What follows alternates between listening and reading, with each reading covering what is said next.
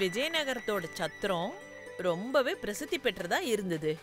விஜயநகரத்துக்கு வந்து போற வியாபாரிகளுக்காகவே இது கட்டப்பட்டது. அவங்க தங்கறதுக்கும் சாப்பிடறதுக்கும் அப்புறம் விலை குறைவான இடமா அது இருந்தது.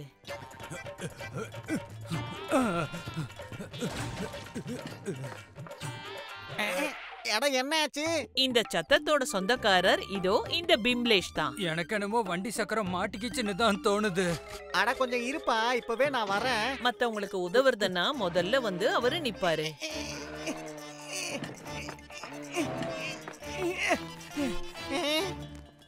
ரொம்ப நன்றி பிம்லேஷ். சரி அண்ணே, நீங்க போய் சாப்பிட்டுட்டு கொஞ்சம் ஓய்வெடுங்க. இந்த வழிக்கு நான் ஒரு வழி பண்றேன். இந்த மாதிரி நல்ல காரியங்களை பண்றதுக்கு பிம்லேஷ்க்கு அவரோட சகோதரர்களும் உதவி பண்ணாங்க.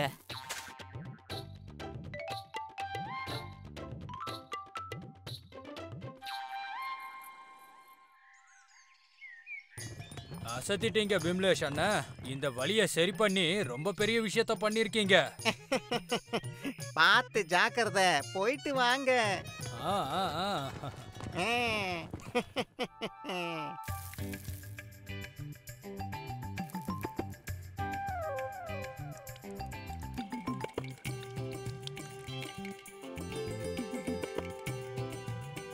ஜனங்களுக்கு சேவை செஞ்சு பிம்லேஷ் அவரோட நாட்களை கடத்திக்கிட்டு இருந்தாரு. ஒரு நாள் பிம்லேஷோட அந்த சத்திரத்துக்கு ஒருத்தர் வந்தாரு. இதுக்கு முன்னாடி அவரை பிம்லேஷ் பார்த்ததே இல்ல. உங்களை பார்த்தா ரொம்ப தூரத்துல இருந்து வந்த மாதிரி இருக்கு.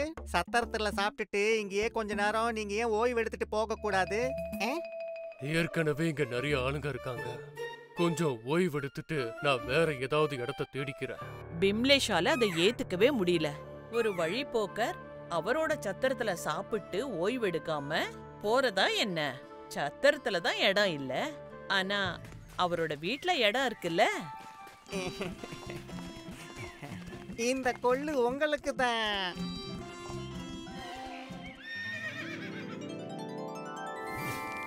அநேகமா உங்க குதிரைக்கு இது ரொம்ப பிடிச்சிருக்குன்னு நினைக்கிறேன். நீங்க உள்ள வாங்க. இங்க பாருங்க, இது உங்களுக்கான சாப்பாடு. இவ்வளவு ருசியான உணவை பார்த்து எனக்கு இன்னும் பசி அதிகமாயிடுச்சு. அவரு வெறும் 2 ரொட்டி தான் கேட்டாரு, ஆனா அவருக்கு சாப்பிட பலவிதமான உணவுகள் கிடைச்சது. அப்புறம் என்ன, வழிபோக்கர் வயிறார நல்லா சாப்பிட்டாரு.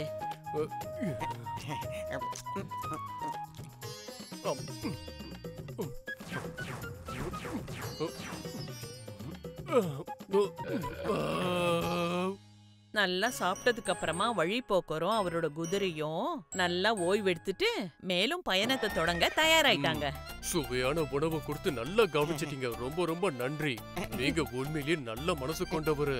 உங்களுக்கு ஏதாவது பிரச்சனை இருந்தா தயங்காம என்கிட்ட சொல்லுங்க. எனக்கு என்ன கவலை இருக்கு, பிரச்சனை இருக்கு. நான் நல்லா தான் இருக்கேன். என் கூட என் மொத்த குடும்பமும் இருக்கு, சகோதரர்களும் இருக்காங்க. எங்க பசங்கெல்லாம் ஒத்துமையா ஒன்னா இருக்காங்க.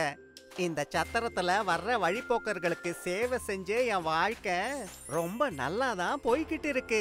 எனக்கு எதை பத்தியும் எந்த கவலையும் இல்ல. இப்படிலாம் கேட்டா நீ மனசுல இருக்க விஷயத்த வெளியே சொல்ல மாட்ட. இரு வர.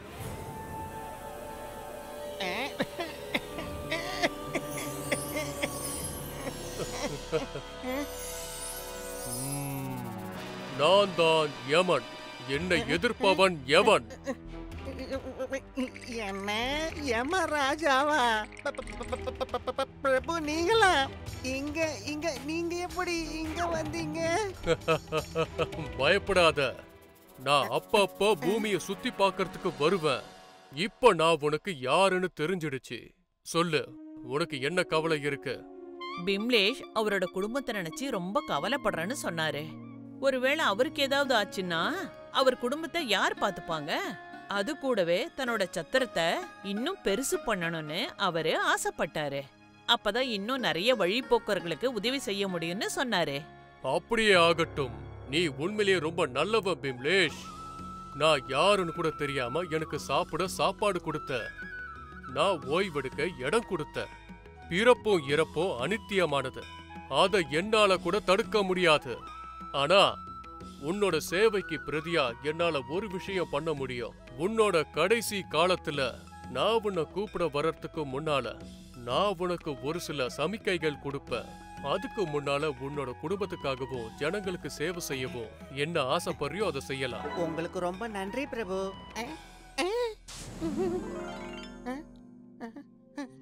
யமன் கிட்ட இருந்து ஆசீர்வாதம் கிடைச்சதுக்கு அப்புறமா பிமலேஷ்க்கு இப்ப எந்த கவலையும் இல்ல. அவர் மனசார தன்னோட குடும்பத்துக்கு என்னெல்லாம் செய்ய முடியுமோ அதெல்லாத்தையும் செய்ய ஆரம்பிச்சாரு. அண்ணா, இப்ப சத்திரத்துல இடம் ரொம்ப கம்மியா இருக்கு. நம்ம இன்னும் கொஞ்சம் இடம் ஏற்பாடு பண்றதுதான் நமக்கு நல்லது. ஒன்னு பண்ணு, இந்த சத்திரத்தை பெருசு பண்ணி இத நல்ல விதமா நீயே கவனிச்சுக்க, சரியா? அனுஜ் உனக்கு உதவியா இருப்பான், சரியா? கொஞ்சம் கொஞ்சமா பிமலேஷ் தன்னுடைய 2 சகோதரர்களையும் சத்திரத்தோட வேலையில சேர்த்துக்கிட்டாரு. காலம் அப்படியே ஓடிச்சு. பிமலேஷோட தலைமுடி மீசை எல்லாமே நரைச்சு போச்சு. சரி வா போலாம்.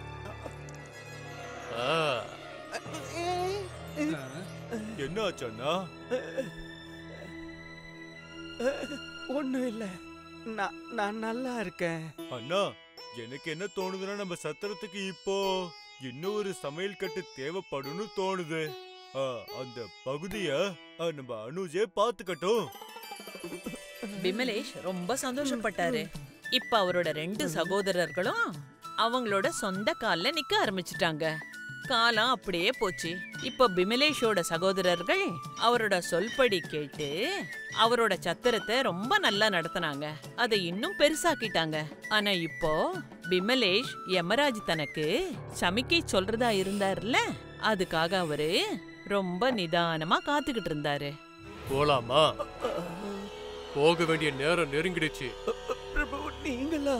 பிரபு கிடையாதுன்னு நான் தான். நம்மளோட புது சத்திரத்தை சுத்தி பார்க்கிறதுக்கு நீங்களும் என் கூட வரீங்கல்ல? அத நான் மொத்தமா மறந்துட்டேன் அனுஜ். வாங்க அண்ணா. பிம்லேஷோட ஆயுள் காலம் முடிகிற நேரம் வந்துடுச்சு. ஆனா வாழற ஆசை மனுஷனை சாகுற வரைக்கும் விடாது இல்லையா? அதனால பிம்லேஷோட நிலைமையும் அந்த மாதிரி தான் இருந்தது.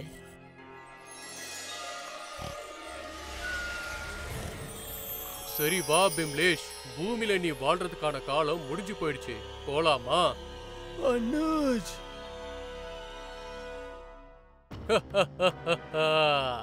இந்த தடவை வந்திருக்கிறது அனுஜ் இல்ல, நான் தான் யமன்.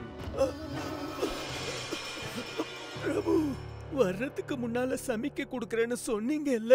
நான் உனக்கு சமிக்கைகள் கொடுக்க தானே செஞ்சேன். உன்னோட முடி எல்லாமே வெள்ளையாச்சு. அப்புறம் உன் இடுப்புல ஏற்பட்ட வலி தாங்க முடியாம உன்னோட பற்கள் எல்லாமே கொட்டி போச்சு. நான் வர்றதுக்கான சமிக்கைகள் தானே இது எல்லாமே. ஆனா இது எல்லாருக்கும் நடக்கிறது தானே பிரபு? அதனால தான் முனிவர்கள் எல்லாம் இந்த காலத்துக்காக ஏற்பாடு பண்ணி வச்சிருப்பாங்க. நீ செஞ்ச மாதிரி நான் தான் பாத்துக்கிட்டே இருந்தனே. உன்னோட சகோதரர்களை அவங்க வேலைகள்ல சிறந்தவங்களா மாத்திட்ட. இப்ப அவங்க வர வழிபோக்கர்களை நல்லா கவனிச்சுப்பாங்க. பிம்லேஷ்க்கு புரிஞ்சிடுச்சு. தெரிஞ்சோ தெரியாமலோ அன்னைக்கு யமன் சொன்னதை கேட்டு தன்னோட பொறுப்புகள் எல்லாத்தையும் அவரு சரியா செஞ்சிருக்காருன்னு. ஒருவேளை தனக்கு ஏதாவது ஆனா கூட தன்னோட குடும்பத்தை கவனிச்சுக்கிற அளவுக்கு தன்னோட தம்பிகளை கை தூக்கி விட்டுட்டாரு. இப்ப அவரோட மனசுல எந்த பாரமும் இல்ல. இப்ப அவரு ரொம்ப சந்தோஷமா யமனோட சேர்ந்து இந்த பூமியை விட்டு கிளம்பி போனாரு.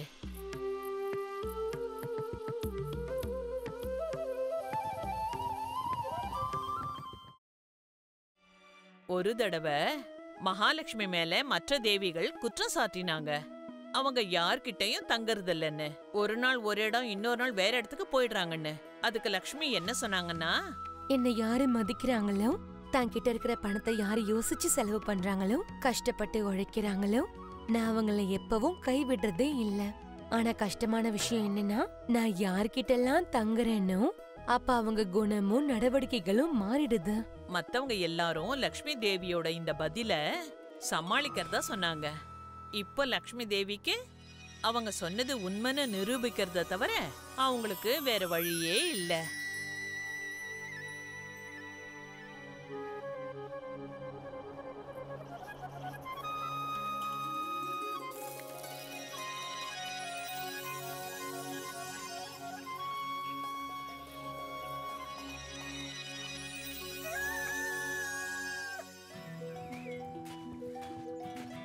இந்த ராமுவோட குடும்பமே வயலோட இந்த பகுதியில விளையிற விளைச்சலை வச்சுதான் நடக்குது. சீக்கிரம் தொடங்க, எனக்கு ரொம்ப பசிக்குது.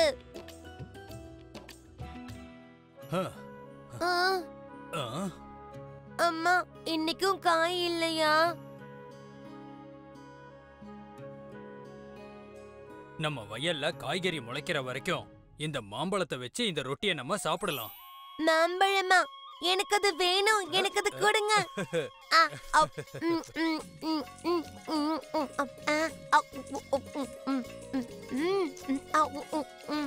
ராமுவோட குடும்பம் ரொம்ப ஏழைதான், ஆனா சந்தோஷமா இருந்தாங்க.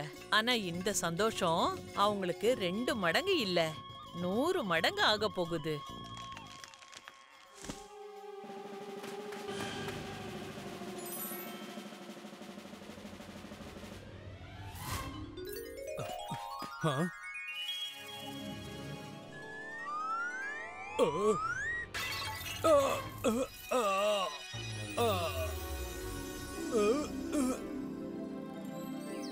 செல்வங்களோட தேவியான லக்ஷ்மியோட அருள் அவங்களுக்கு கிடைச்சது. அப்ப அவங்களோட சந்தோஷத்துக்கு அளவே இல்ல.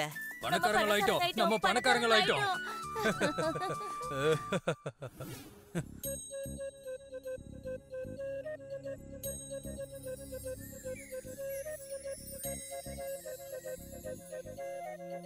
ராணி புதையல பாதுகாக்கிறதுக்காக அவங்க வீட்லயே இருந்தாங்க. ராமும் வயல்ல இருந்தாரு. வீட்ல அவ்வளவு பெரிய புதையல் இருக்கும்போது அப்போ ராமுக்கு அந்த வயல்ல கஷ்டப்பட்டு வேலை செய்யறதுக்கு மனசு வருமா என்ன?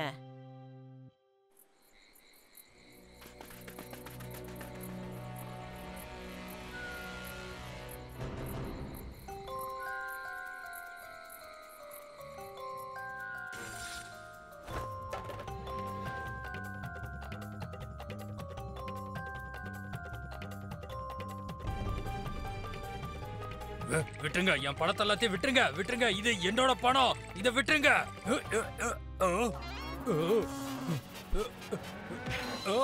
அந்த பணம் திருடு போயிடுமோன்ற பயம் ராமுக்கு வந்துடுச்சு. அப்புறம் அந்த பயம் அதிகமாயிடுச்சு. என்ன இவ்வளவு சீக்கிரம் வந்துட்டீங்க?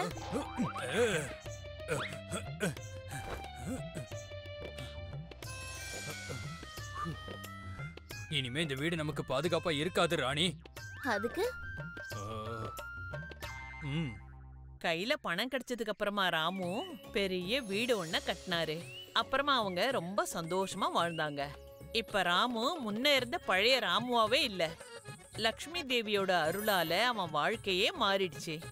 இப்ப ஒரு விஜயநகரத்திலே ரொம்ப பெரிய பணக்காரரா ஆயிட்டாரு. ராமுன்னு இங்க பாருங்க என்ன கொண்டு வந்திருக்கானு. சிறுக சிறுக சேமிச்சு. இது அரிசி தானே? அரிசியா? என்ன இப்படி சொல்லிட்டீங்க? என்ன ராமுன்னு நீங்க இப்படி விளையாடுறீங்க? இது ஒண்ணும் அரிசி இல்ல, முத்து. இங்க பாத்தீங்களா எப்படி பல பலன்னு மின்னுதுன்னு? உங்களுக்காகவே நான் இத வர வச்சேன். சிறுக சிறுக சேமிச்சு. ஆனா ஏற்கனவே கோடவுன்ல அதிக பொருட்கள் இருக்கே. அத ஏழைங்களுக்கு கொடுத்து புண்ணியத்தை தேடிக்கங்க. அந்த மாதிரி இருக்கிற அரிசியெல்லாம் நம்ம ராமு அண்ணா சாப்பிடுவாரா என்ன? இல்லையாண்ணே? மாட்டேன், கண்டிப்பா மாட்டேன். என்ன பாக்குறீங்க? வண்டியில இருந்து சீக்கிரமா மளிகை சாமான் இறக்கி வைங்க.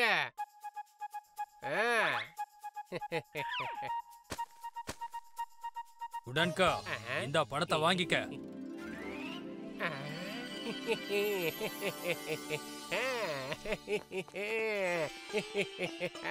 மனு ஐயா, என்ன கொண்டு வந்திருக்கீங்க? அட என்னங்க பெரிய ஐயா, நான் உங்களோட அடிமை. உங்களுக்கு சேவை செய்ய வந்திருக்கேன். தூர தேசத்திலேருந்து காஞ்சிப்பட்டு காசிப்பட்டு எல்லாம் வந்திருக்கு. உங்ககிட்ட காட்ட கொண்டு வரலான்னு நினைச்சேன். காட்டுங்க.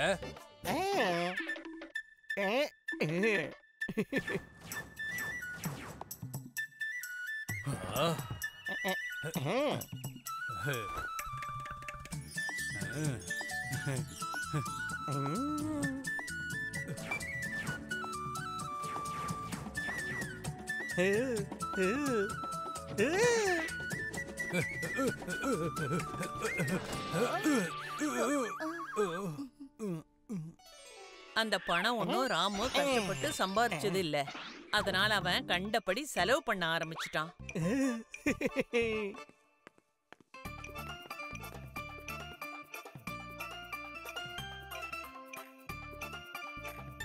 யார் எவ்வளவு கேட்டாலும் யோசிக்காம கொடுத்துருவான். ராமு கிட்ட பணம் குறைஞ்சுகிட்டே வந்தது. ஆனா அவன் பழக்கம் மாறவே இல்ல.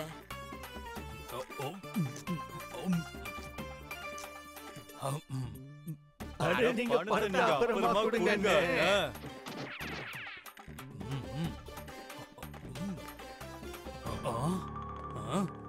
கடனை என்னைக்காவது ஒரு நாளைக்கு திருப்பி கொடுத்துதானே ஆகணும்.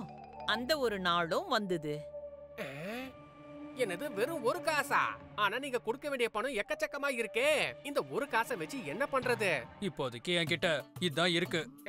குடுக்கறதுக்கு உங்ககிட்ட நிறைய இருக்கு ராமு அண்ணே. தன்னோட கடனுக்கு பதிலா உடன்கா ராமு வீட்ல இருந்து நிறைய பொருட்களையும் குதிரை வண்டியையும் எடுத்துக்கிட்டு போயிட்டான்.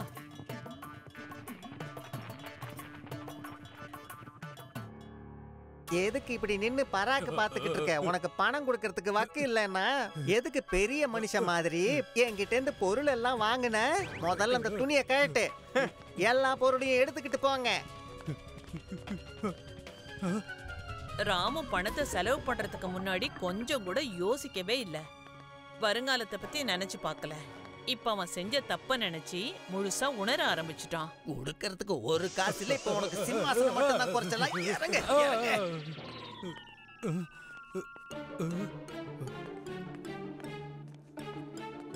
ஏய் நில்ல. என் முதலாளி இங்க இருக்கிற எல்லா பொருளையும் கொண்டு வர சொன்னாரு. நகரு. இல்ல இல்ல இல்ல. நம்ம நல்ல காலம் எல்லாம் முடிஞ்சிருச்சு ராணி. இலவசமா கிடைச்ச பணம் தானேன்னு மகாலட்சுமிய நாம மதிக்காம விட்டுட்டோம். அதான் நம்மள விட்டுட்டு அவ போயிட்டா. முடிவு எப்பவுமே நல்லபடியா தானே இருக்கும்.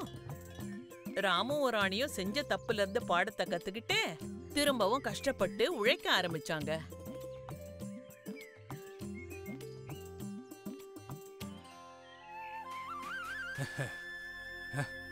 ராமுவோட உழைப்புக்கு பலன் கிடைச்சது. திரும்பவும் மகாலட்சுமியோட கருணை மறுபடியும் அவனுக்கு கிடைச்சது. அதோட தேவிகளுக்கான பதிலும் அவங்களுக்கு கிடைச்சது. மகாலட்சுமி எதுக்காக ஒரே இடத்துல தங்குறது இல்லைன்னா, ஏன்னா ஜனங்க அப்புறம் அவங்கள மதிக்காம நடந்துக்க ஆரம்பிச்சிருவாங்க. விஜயநகரத்துல இருக்கிற சில பேர் ரொம்ப சோம்பேறிங்க. அவங்களுக்கு வேலை செஞ்சா இல்ல, அவங்களுக்கு வேலையை பத்தி யோசிச்சாலே ரொம்ப சோர்ந்து போயிடுவாங்க. ஏன் அவங்க எல்லாரும் சேர்ந்து சோம்பேறிகள் சங்கம்னு ஒரு சங்கத்தையே உருவாக்கிட்டாங்க. அந்த இடத்துல சோம்பேறிங்கெல்லாம் ஒன்னா சேர்ந்து நாள் முழுக்க வெட்டி கதை பேசிக்கிட்டே தான் இருப்பாங்க. அவங்களுக்கு செய்யறதுக்குன்னு எந்த ஒரு வேலையும் இல்ல. இதனாலேயே அவங்க வீட்டோட எல்லா வேலையையும் அவங்க வீட்டு பொம்பளைங்களே செஞ்சாங்க.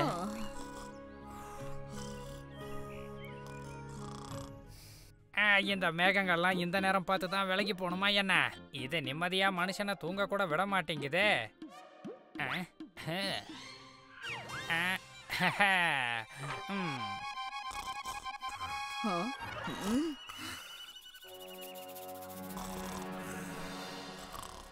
காவேரி, குடிக்க கொஞ்சம் தண்ணி குடாமா. எனக்கு இப்ப ரொம்ப ரொம்ப தாகமா இருக்கு. என்ன நீங்க தண்ணி அங்கதான் வச்சிருக்கேன் பாருங்க. வீட்டுலதான் ஒரு வேலை செய்யறது கிடையாது. குறைஞ்சபட்சம் தண்ணியவாது எழுந்து வந்து எடுத்து குடிக்கலாம் இல்லையா? சரி சரி, நானே போய் எடுத்து குடிச்சுக்கிறேன். கத்தாத விடு. தோ இது இருக்குல்ல. அட, இந்த கூட ஒண்ணும் தலைமையில வைக்கிறதுக்கு இல்ல, விளைஞ்ச காய்கறிகளை எடுத்துட்டு வரதுக்காக இருக்குது. தூக்கத்தை விட்டு எழுந்தாதானே இந்த வேலை விஷயம் எல்லாம் தெரியறதுக்கு. எல்லா வேலையும் நான் தான் செஞ்சாகணும். அட, நாங்களும் வேலைக்கு போக ஆரம்பிச்சிட்டோம்னா அப்புறம் பழைய கதையெல்லாம் யாரு உக்காந்து பேசுறது? அதுவும் நிம்மதியா.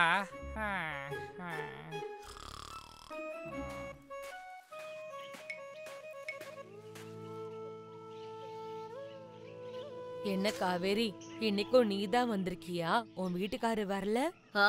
என்னது அவரா? விட்டா சாப்பாட கூட ஒருத்தர் அவருக்கு ஊட்டி விடணும்னு சொல்லுவாரு. சரி, அந்த ஆளை விட்டு தள்ளுங்க.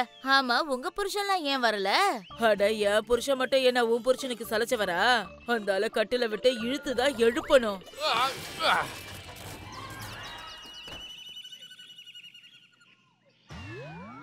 எல்லாரும் சோம்பேறி ஆயிட்டாங்க.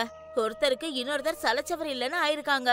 என் புருஷனோட சோம்பேறித்தனத்தை பார்த்து பார்த்து எனக்கு வாழ்க்கையே வெறுத்துடுச்சு. வீட்ல ஒரு வேலை கூட செய்யறது கிடையாது.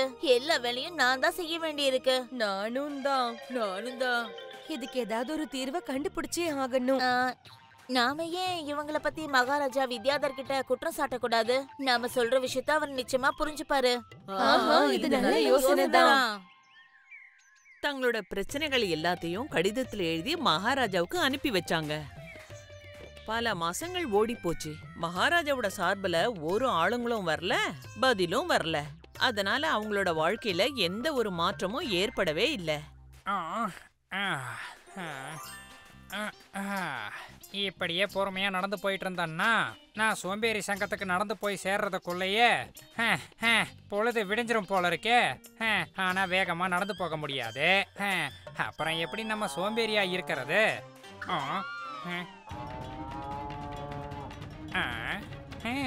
இப்ப என்னால இந்த இடத்துல இருந்து சுலபமா போக முடியும்.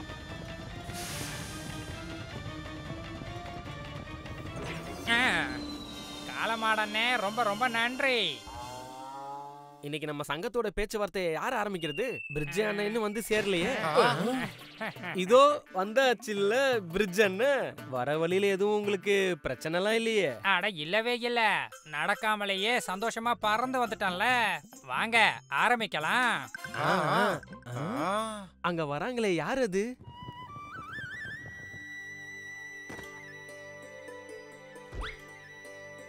இதுக்கு முன்னாடி இந்த ஆளை விஜயநகரத்துல நான் பார்த்ததே இல்லையே. ஊருக்கு புதுசு போல இருக்கு. அப்படின்னா இவனுக்கு முன்னாடி நம்ம தலை குனிற மாதிரி எதையும் பண்ணிடக்கூடாது, புரியுதா? வெளியூர் ஆளுங்களுக்கு கூட தெரிஞ்சிட்டு போட்டுமே விஜயநகரம் எவ்வளவு அற்புதமான ஊருன்னு. இந்த ஊர்ல இருக்கிற மக்கள் எல்லாரும் எவ்வளவு அற்புதமானவங்கன்னு. அண்ணே ஒரு நிமிஷம், மகாராஜா வித்யாதர நான் பார்க்கணும். வீரர்கள் என்ன உள்ள போக விட மாட்டேன்றாங்க. அவரை சந்திக்க எனக்கு ஏதாவது ஒரு வழி சொல்லுங்களேன். நான் ரொம்ப தூரத்துல இருந்து வந்திருக்கேன். சரியான இடத்துக்கு தான் வந்திருக்கீங்க தம்பி. தீர்வை நாங்க சொல்றோம். என்ன, மகாராஜாவை உங்களுக்கு தெரியுமா? தெரியுமாவா? அட, மகாராஜாவையும் இந்த ஊரையும் நான் பிறக்கறதுக்கு முன்னாடி இருந்தே எனக்கு தெரியும். நான் பிறக்கறதுக்கு முன்னாடியே இந்த மொத்த விஜயநகரோட வரைபடமும் எனக்கு தெரியும். அதனால நான் பிறந்த உடனே அந்த அரண்மனைக்கு ஓடி போயிட்டேன் அரசரை பார்க்க. நிஜமாவா? அட, இதுல என்னப்பா இருக்கு? நான் பிறந்து ஒரு நாள் குழந்தையா இருக்கும் போதே நான் மகாராஜாவை பார்க்க குதிரையில ஏறி சவாரி செஞ்சு போனேன் தெரியுமா? அவரு பாசமா என் கூட உக்காந்து எனக்கு சாப்பிட சாப்பாடெல்லாம் கொடுத்தாரு தெரியுமா? அட, இதெல்லாம் ஒண்ணுமே இல்ல. நான் பிறந்து ஒரு வாரம் இருக்கும்போது ஒரு பெரிய யானை மேல உக்காந்து நான் மகாராஜாவை பார்க்க போயிருந்தேன். அதோட மகாராஜாவோட சேர்ந்து நான் சாப்பாடு கூட சாப்பிட்டேன் தெரியுமா?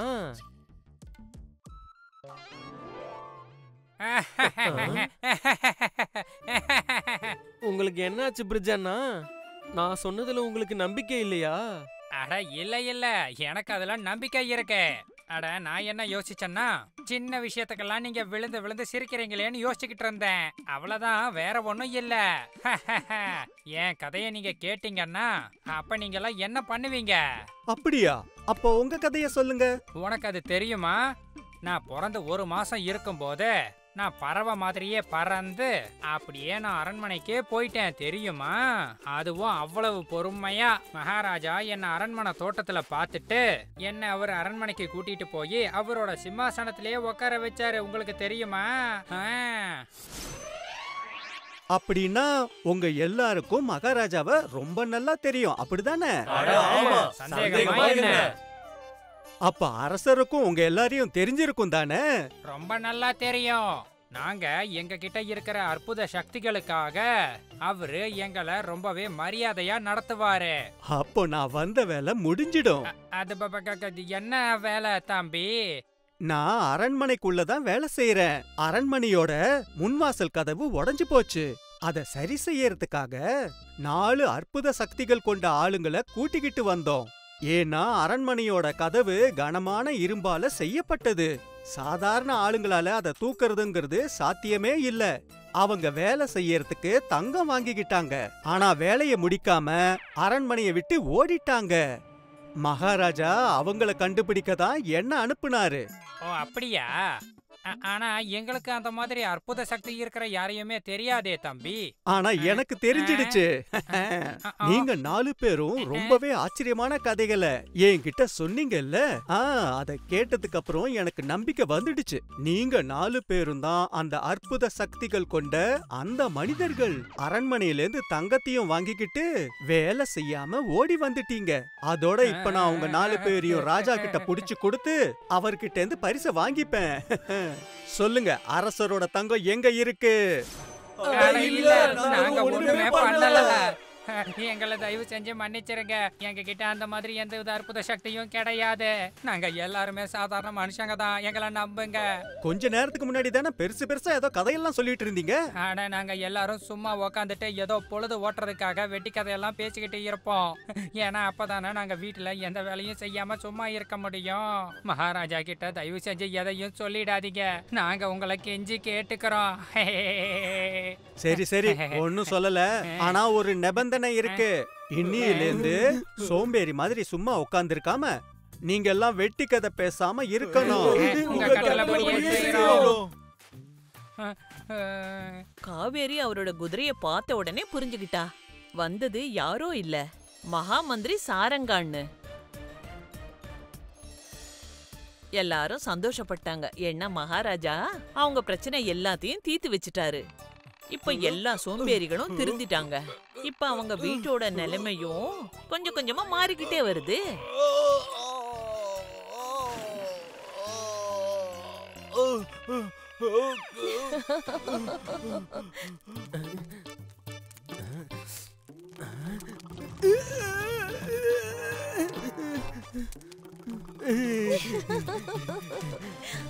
அட போ, அட சீக்கிரம் போங்கற. அட யாராவது இதை பிடிச்சு நிறுத்துங்களேன்.